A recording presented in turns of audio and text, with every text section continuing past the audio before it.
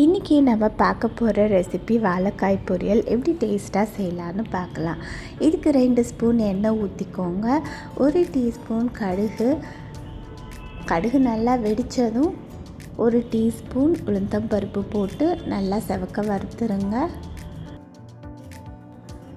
1/2 teaspoon ஜீரகம், அப்புறம் 1 chilli போட்டுக்கோங்க, ரெட் சில்லி போட்டுக்கோங்க.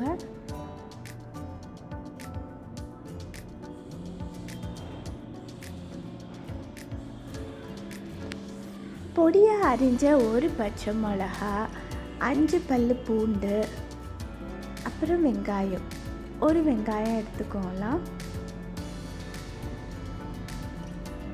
1/2 டீஸ்பூன் பெருங்காய பொடி சேர்த்துக்கலாம். வாழைக்காய் இருக்கனால பெருங்காயம் சேர்த்துக்கலாம். நல்லா வதங்கட்டும்.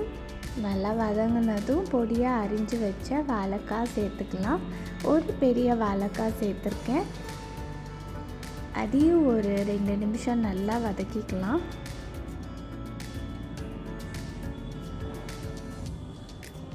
ரெண்டு நிமிஷம் வதங்கினதும் 1/2 டீஸ்பூன் மஞ்சப்பொடி, தேவைக்கேற்ப உப்பு சேர்த்து ஒரு 5 நிமிஷம் நல்லா வதக்கிக்கலாம்.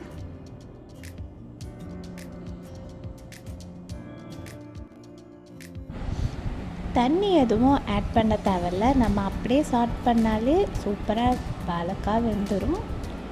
வாழைக்காயில் நிறைய ஃபைபர் இருக்குது, நிறைய நியூட்ரிஷனும் இருக்குது. Vitamin C, vitamin B6, potassium இருக்குது. வெயிட் லாஸுக்கு இது ரொம்ப நல்ல ரெசிபி.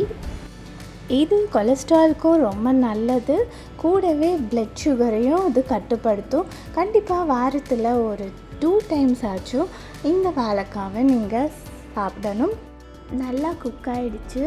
இப்போ 1/4 கப் திருவின தேங்காவும், 1/2 டீஸ்பூன் மிளகா பொடி, 1/2 டீஸ்பூன் சுக்கு, ஜீரகப்பொடி சேர்த்துக்கலாம். அது நல்லா ஒரு 3 நிமிஷம் வதக்கிடுங்க. நல்லா சூப்பராக வதங்கிடுச்சு. இதுக்கு மேலே ஒரு கருவேப்பிலையும் கொஞ்சமாக கொத்தமல்லியும் சேர்த்து நல்லா வதக்கிடுங்க. அவ்வளோதான், அடுப்பை அணைச்சிருங்க. ரொம்ப வாசனையாக இருக்கும், ரொம்ப டேஸ்டியாகவும் இருக்கும். கண்டிப்பாக இதை வீட்டில் ட்ரை பண்ணி பாருங்கள். இந்த பொரியல் எல்லா கறீஸோடையும் நல்லாவே மிக்ஸ் ஆகும். இந்த ரெசிபி உங்களுக்கு பிடிச்சிருந்தால் சப்ஸ்கிரைப் பண்ணுங்கள், லைக் பண்ணுங்கள், ஷேர் பண்ணுங்கள். நன்றி.